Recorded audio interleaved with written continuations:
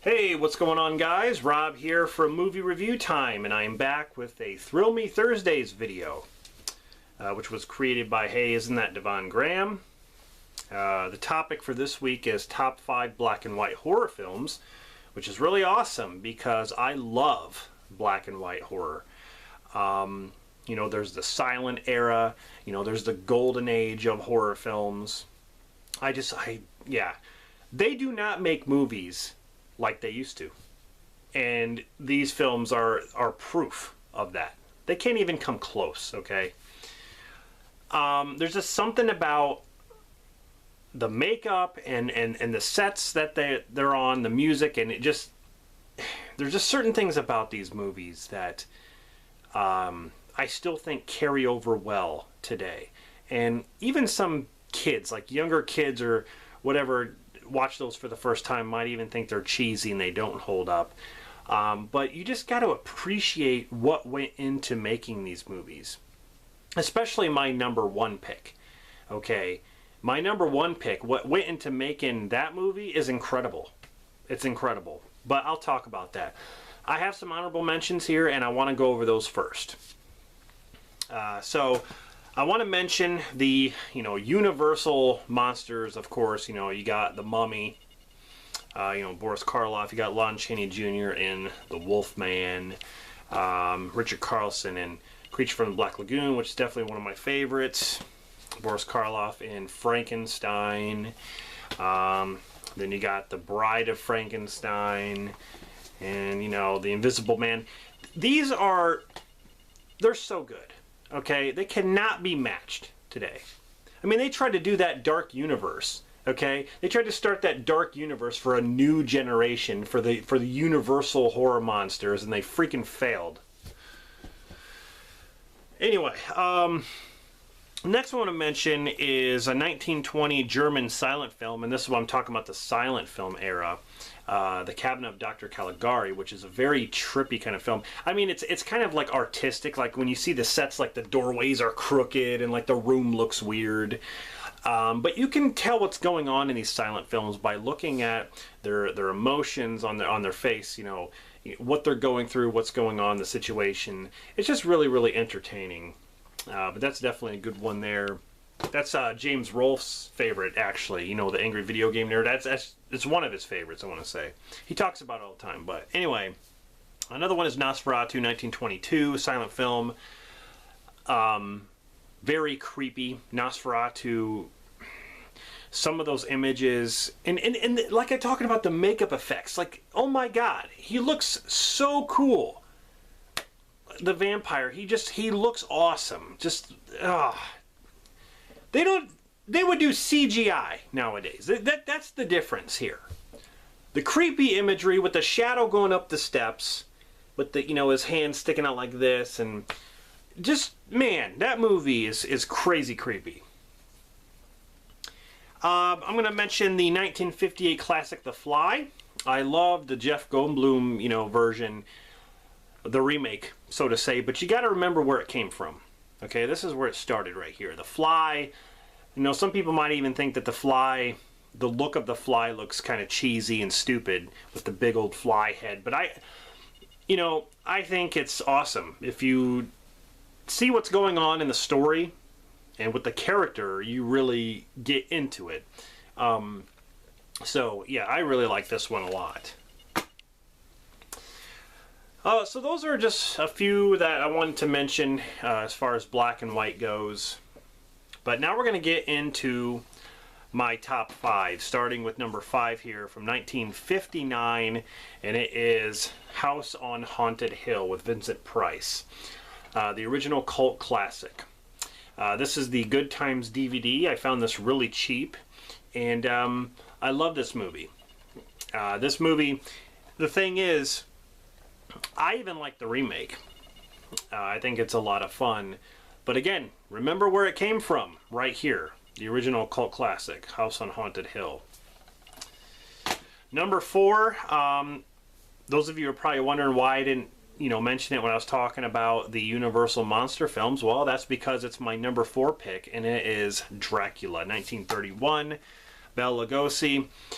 He is by far the best Dracula ever to appear on screen. I know a lot of people have different opinions, you know, whether it's Frank Langella or Christopher Lee. You know, they played great Draculas. Of course they did. And Gerard Butler, Dracula 2000, you know. There's been a lot of Draculas, but I think Bela Lugosi played the most original and what Dracula's perceived to be. You know, I mean, I think, you know, I even like Bram Stoker's Dracula. Like, I think that one's good too. They all do a good job playing Dracula. I just think Bela Lugosi's the best. Just something about his performance is creepy. So that's number 4. Number 3 is, of course, Psycho, 1960. Famous shower scene. The ending to this movie always gets me. Turn the chair around. There's the mother sitting there with the wig, and then here comes Norman Bates with the full dress and the wig on, and he comes in. And he's like this through the door, and he's like, you know, freaking crazy. This movie is definitely a slasher classic, that's for sure. And it's definitely one of my favorite Hitchcock films, next to The Birds. So, and I know that would probably be on most people's number 1. Number 2 for me is the 1968 classic Night of the Living Dead, directed by George A. Romero. Even though I prefer the 1990 Tom Savini remake, we gotta remember where it came from, right here. And I still give credit to this movie. When it comes to the Living Dead trilogy, or the George Romero Dead trilogy, or the George Romero Dead series, this one is not my favorite. For me, it goes Dawn of the Dead, then Day of the Dead, then this, and then Land of the Dead, and then, you know, what, Diary of the Dead, and Survive, whatever. This is definitely a zombie classic right here. You know, zombies were kind of a scary idea at this point. It was something to be afraid of, for sure. And I think at this time, like the time period, you know, I talked this way about The Exorcist too. At the time, I can see how a lot of people would be so creeped out by this stuff. I do think it holds up, but like I said, I think the remake, the Tom Savini one, was done a little bit better, because I like Barbara. I like Barbara a lot better in the 1990 version. Patricia Tallman, I think that's her name. But in this one, you know, it is what it is. There's not that much of a difference, other than she becomes a different, you know, like a stronger woman. But, you know, I just like the look of this movie. It's in black and white, and I think, you know, the zombies look very, I want to say, simple. Like, they're simple looking. Like, there's not any like really big effects when it comes to the zombies. That's why, another reason why Tom Savini, like, I think the remake offered a lot more effects. So it was in color too, but I mean, you know, effects wise. But Night of the Living Dead, the original, awesome. My number 1 pick, this was a no-brainer. And when I talked, you know, about what went into making a movie, it is still uncertain on what they did to make this movie, because a lot of that stuff was not. A lot of that stuff, I believe, was deleted, or a lot of the stuff you can't get your hands on, as far as information on what. There's the basic stuff on how they did certain things, but there's still a lot of things we don't know. And it is the 1933 classic King Kong. Hands down, my favorite King Kong. Definitely my favorite monster film. But as far as black and white horror films go, this is it for me, because this movie is incredible. The techniques that they used, like the stop motion and all that, to create Kong, and then have the actors like be in front of them while, you know, while Kong's fighting the T-Rex. It blows my mind. Can you imagine in 1930, like in the 30s, the later 30s, watching this movie and being like, how the hell did they do that? I mean, I'm still trying to wrap my brain around how they did some of this stuff. And like I said, there's special features on this, but it's very limited. They still do not have like in-depth information on some of the techniques that they used. It's incredible what they did here. And again, this is filmmaking. This is art right here. People today could learn from this if they had the information. But I'm just saying, like, you know, they make things now CGI, and you can really tell versus something, you know, if you have, let's say if you have like a stop motion, or if you have a guy in a suit, like Godzilla is the perfect example. If you have a guy in a suit as Godzilla, you are reacting to something that is actually on the screen. Therefore, the actors are reacting to it, and you are reacting to it as the audience, because there's something there. Now, nowadays, it's like CGI environments. You're acting in front of green screen or blue screen, and then motion capture stuff. You know, it's just all, to me, it's like it's a I don't want to say lazy, but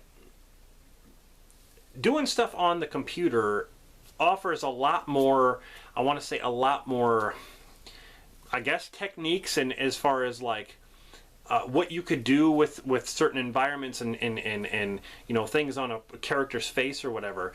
But I still think it's not real. It's not as real as having someone there in some kind of costume, in some kind of makeup or mask or something like that. It's just not real. And I don't think it'll ever go back. It's kind of a dying art. This is really a dying art. It really is. And it's sad. It's sad because I'd rather watch these kind of films over some of the new crap we get today. I'm just saying.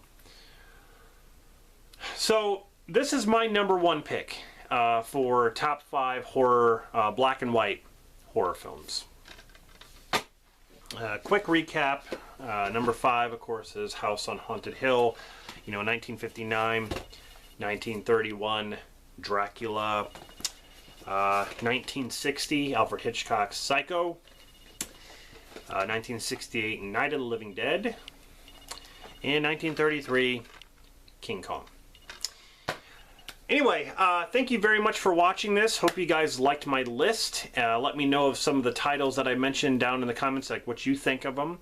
And of course, you know, do a response, or, you know, those of you who are participating in this is really awesome. I just want to thank, you know, isn't that Devon Graham for coming up with this stuff, because this is pretty awesome. I wish I could do this every week. I'm gonna try. I don't want to commit to something that I'm not really sure about, but this really got on my radar when I saw the topic. So anyway, guys, thanks for watching. I'll be back with more list videos, reviews, and just videos in general. So and quick announcement. Like I stated before, I believe in a couple of my videos, where in January 2020 I'm going to reveal my new movie room, and as you can see, it's coming right along. You know, I'm not going to show you everything that I'm doing, but I've gotten everything pretty much spaced out and, you know, where I want it to be. I just got so much stuff. I mean, over behind me, I got still stacks of movies, and over here I got stacks of movies right in front of me. So I'm just going crazy with that. Anyway, stay tuned for more videos, and stay tuned for the movie room update in January. I'll see you guys in the next one.